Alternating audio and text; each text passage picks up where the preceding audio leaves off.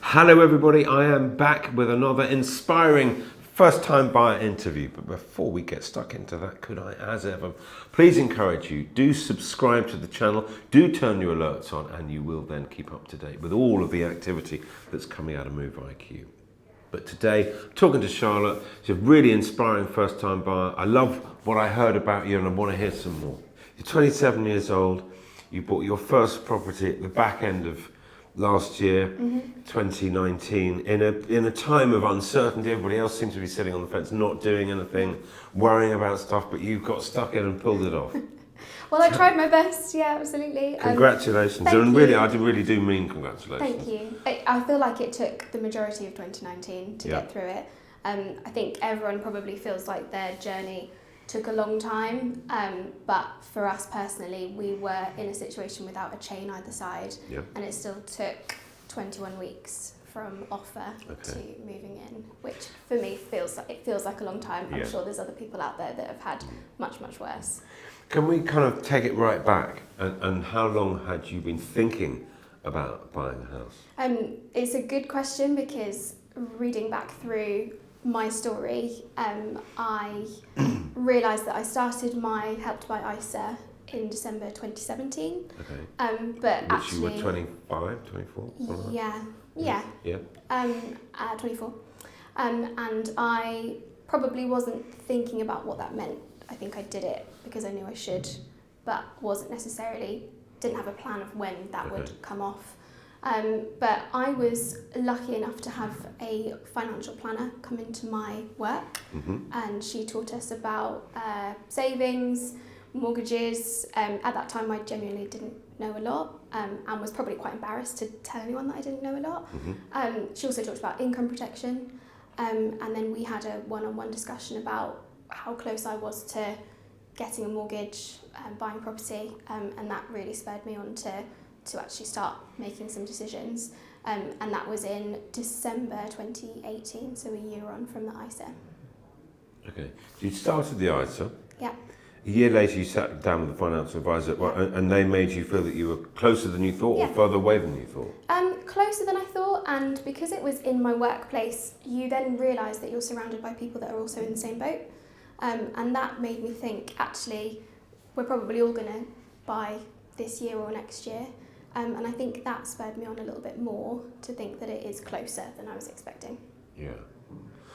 And yet the average age of first time buyers, I think it's 33 at the moment. Really? You're 27, you've already done it. Well, yeah. I just love that you made it happen. These things don't just fall into place. You've actually got to be proactive and make it happen. First of all, how did you manage to save up the deposit? Were you living at home? Were you renting? No, so we were renting. We've been renting for 5 years. Okay. And happily renting, I think, as well. Not desperate to get away from it. But saved up using the ISA, and saved up in other ways. So just saving up where I could. We were also lucky enough to be gifted some money for the deposit as well from family. Yeah. So you were renting with a partner? Yeah. Got it. Yeah. So both of us had the ISA separately, and then money from family. Okay. So that helped you with the deposit? Yeah. I think it is, I meet a lot of people and first time buyers, and I love hearing these stories because they are inspiring. People have made it happen. It's not easy. It's never easy. It's never been easy. No. But it is possible. Yeah. But actually, it's a lot of people living at home, and therefore it's much easier to save cash. Yeah. But when you're paying rents have been climbing. Yeah.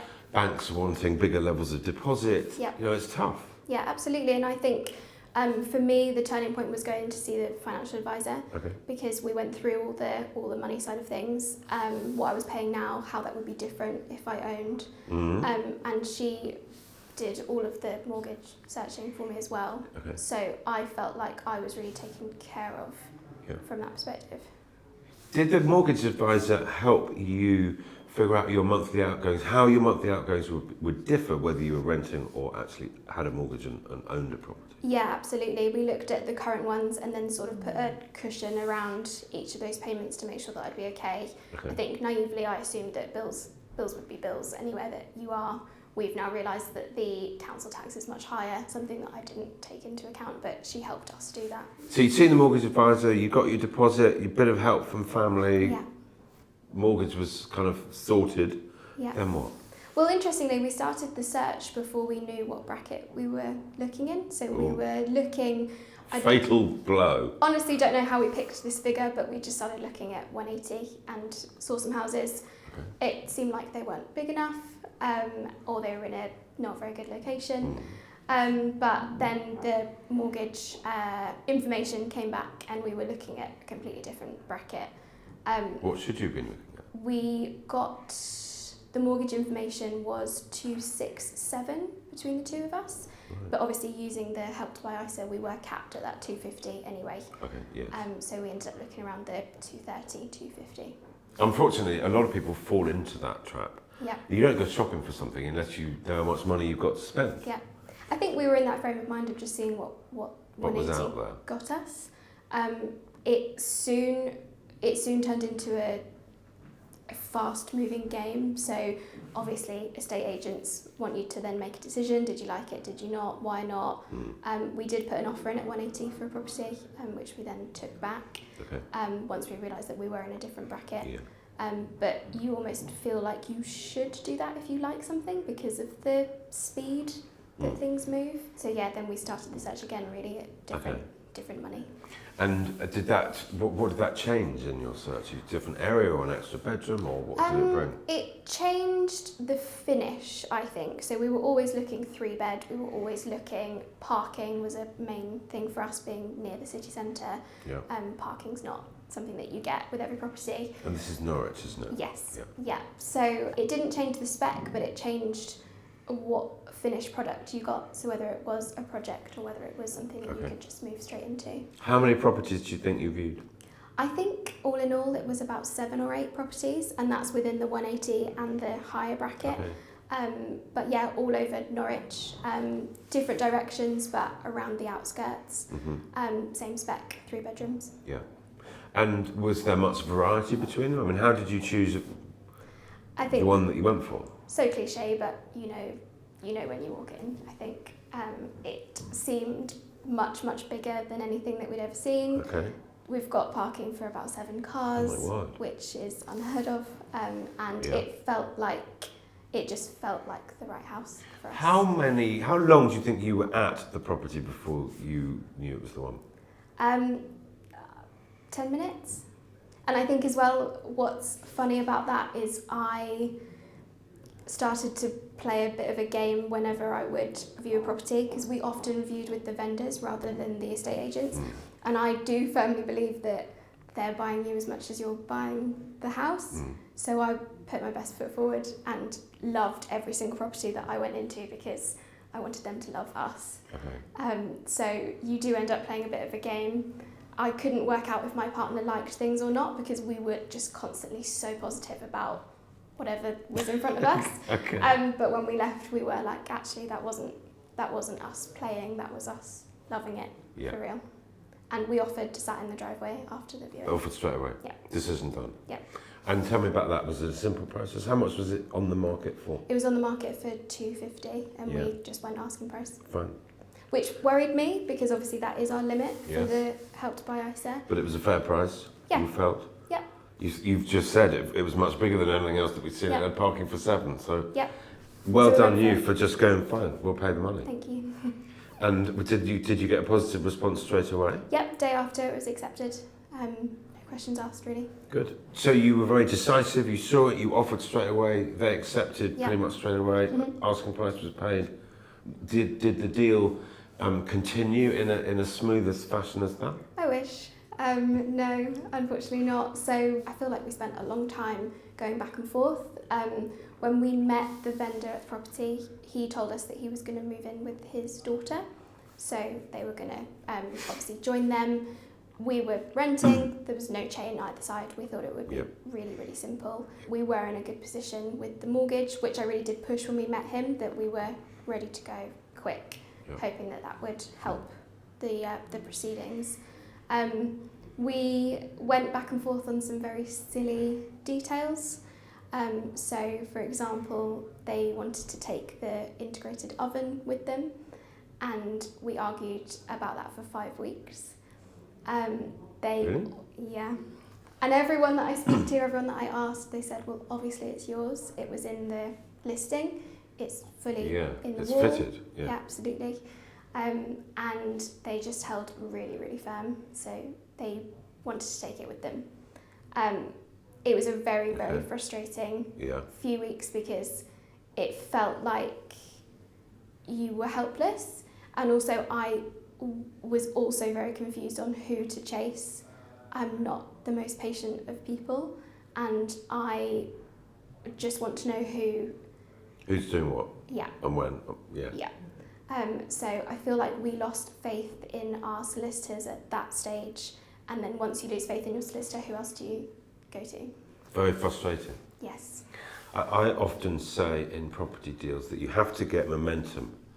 You can't put momentum into a deal a month down the track. You've got to inject momentum at the beginning and get everybody on board and rolling. Absolutely. And nobody wants that deal to happen as much as you do, which you obviously discovered. So you've got to sit in the middle and make it happen. Yeah.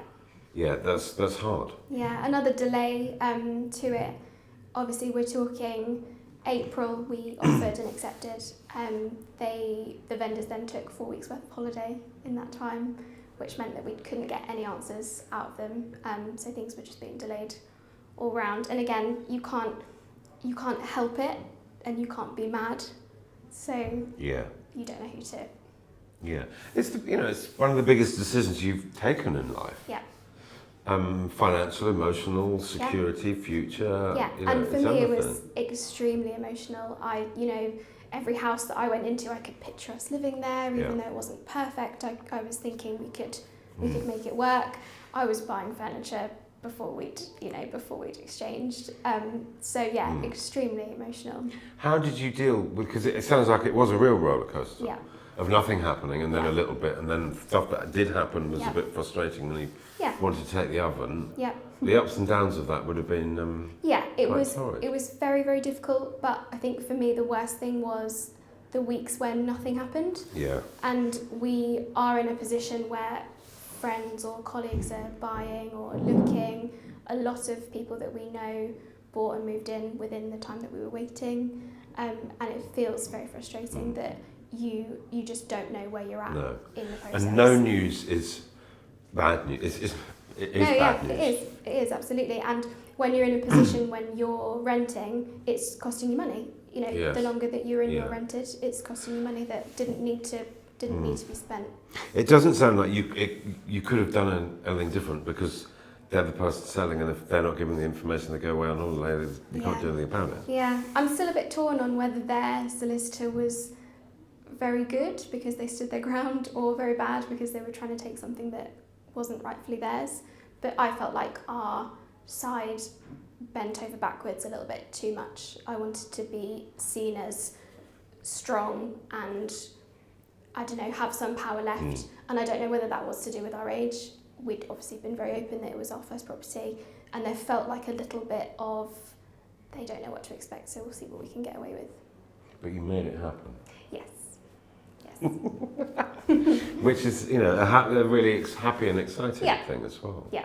So it sounds like there was quite a lot of obstacles during the conveyancing process. Absolutely. Yeah, so I think the problem was really that when discussing one thing, nothing else would happen in the background. And I don't know whose fault that is, but when we were talking about the oven, is it ours, is it theirs? Nothing else would happen. And when we finally closed the door on that, they wanted to take the towel rail, which again plumbed in. And just the same situation. Everyone held strong for too long. And then what was the upshot? Did the oven go? No, we kept the oven. And the towel rail? We kept it. Yeah. Okay. I have seen deals fall through. Big deals. Yeah. On fridges and loo seats. Yeah. In fact, I myself, sitting in the middle as a broker trying to earn a fee.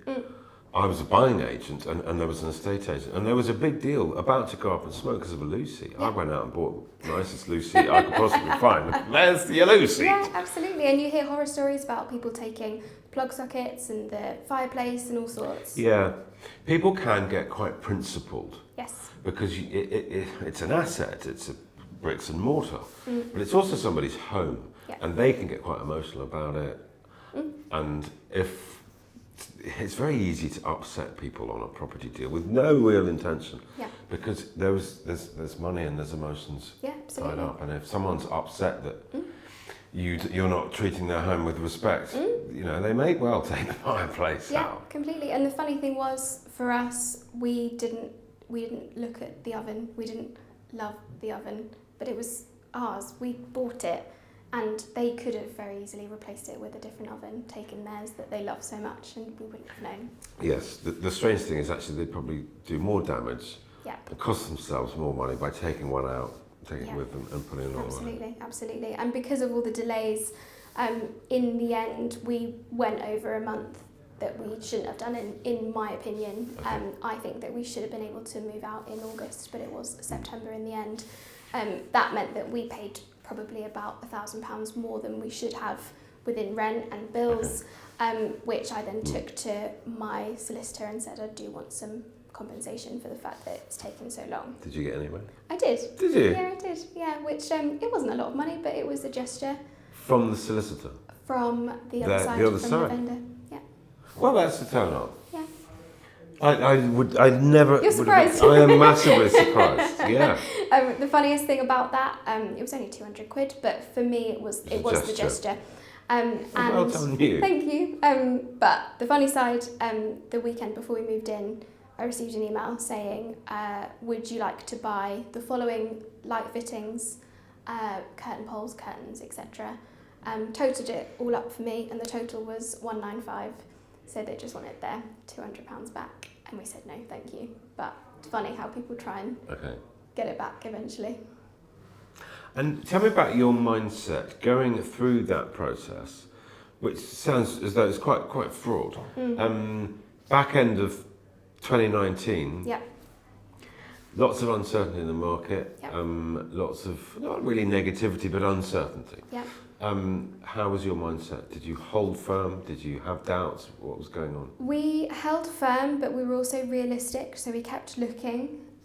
But when we were looking, we realised that we had found a gem, and that spurred us on to keep going in the process. Yeah. We did make noises of not pulling out, but Looking on, but we knew that we had found the right one for us, and we were going to stick with it. Yeah. I think you need that final card of we will pull out if it doesn't work. But thankfully we didn't have to use it. Because just thinking back to the market conditions at the time you were looking for the house, there wouldn't have been a lot of choice. I mean, there wasn't much going on, was there? No. So people were asking me during that time, what should I do? Should I carry on? Should I stop? Should I buy, sell? And on the buy side, my advice was if you can find what you like, now's an excellent time to buy, because someone selling in an uncertain climate, which that was, is motivated to do. Otherwise, they wouldn't do it. Absolutely. If you can find what you're looking for, then mortgage rates are great. Never been better. Yep. There's not that much competition from other buyers. Then crack on, do a good deal, and be pleased with it. Yeah, completely. And we saw that because the properties that we had seen and not liked would then come back on the market 2 months later, because we were keeping an eye open for such a long time. You'd see properties coming back around. And did you have to do much? I mean, you haven't been in long, but have you got plans for the property?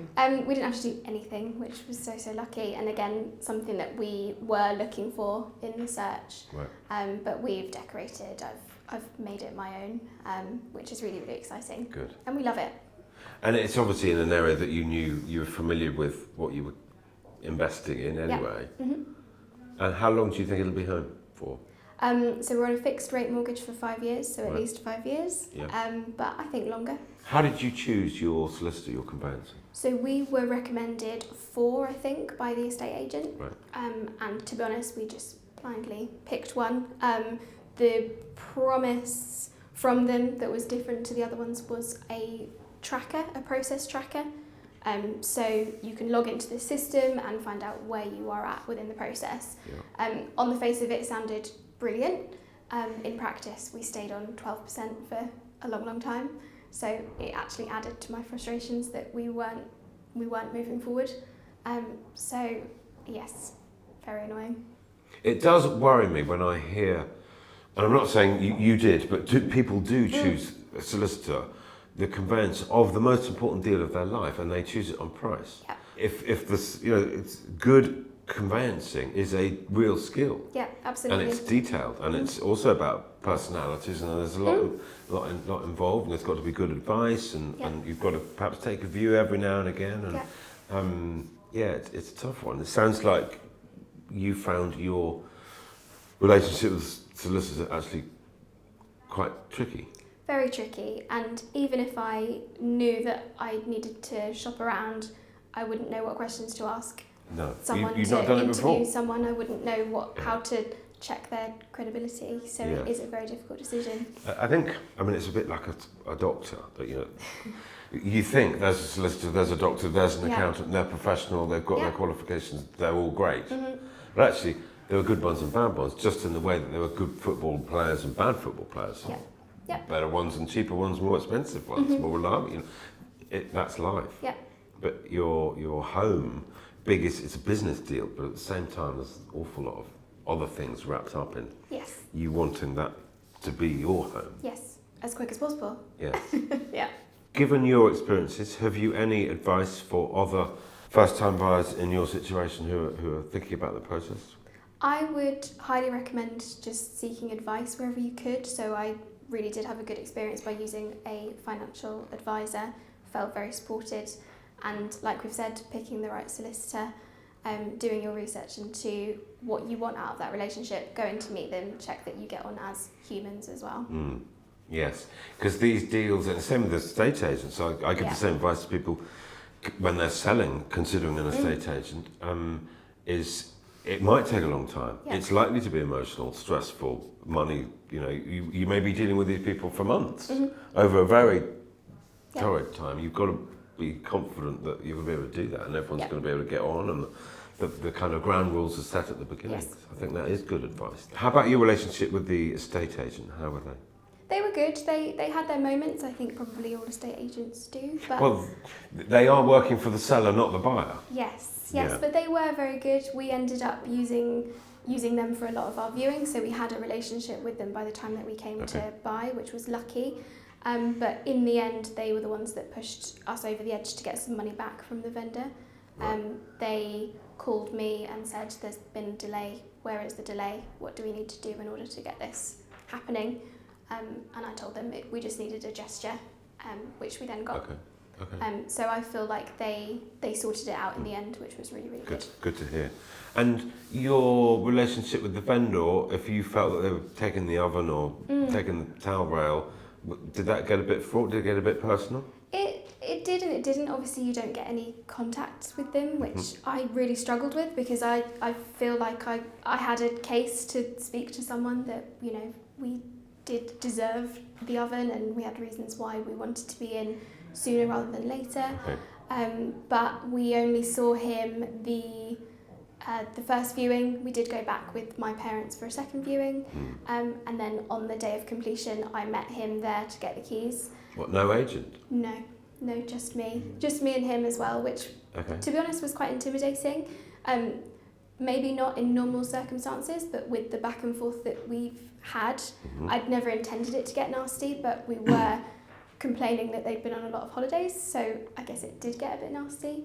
I met with him and he gave me the keys, and it felt very strange that he didn't come into the house with me, purely because I was going straight in to check that we had everything that we'd been promised. And again, the plug sockets and things that we hadn't even talked about, the fireplace, everything like that. So yes, it did feel quite intimidating as a first-time buyer and as a young woman going to do that by yourself. Whereas in the normal course of events, actually you pick the keys up from the estate agencies. Yeah, and I go wouldn't around know. yourself. That's how it felt. I received a call on the day saying, "I've heard you've pre-arranged to just go to the property." So I said, "Okay, I'll do that." If it ever happens again, there is something called a pre-completion check. Okay. I would only advise in situations where there has been a bit of angst, or if the vendor's promised to do something or promised not to do something, like clear out the stuff from the garden shed or the attic's full, and you actually, before you hand the money over, somebody needs to go and have a look, just to check that everything is as it should be. Pre-completion check. It's worthwhile just to settle in everybody's mind, and also I'd probably also suggest that people set that up in advance so everybody knows, look, you've agreed to clear out the loft. Just for my own peace of mind, I'm going to do a completion check the morning of or the day before, so it's not like a surprise. Yeah, absolutely, that would have been lovely. And as a first time buyer, you don't know what normal should be in those situations. You do sort of take the lead of the estate agent who you trust. You know, you grow to like them throughout the process, and when they tell you that this is how we do it, you do fall in line a little bit. But in hindsight, but you do have to remember that they are working for the other side. Yes, absolutely. Yeah, happy? Yes. Thank Congratulations. You. Thank you. I think it's a happy story. Yes. It had its moments, but actually, it did. In the grand scheme of things, you've pulled off a blinder, haven't you? Thank you. You have. I hope it's home for a very long and happy time. I'm sure it will be. Thanks.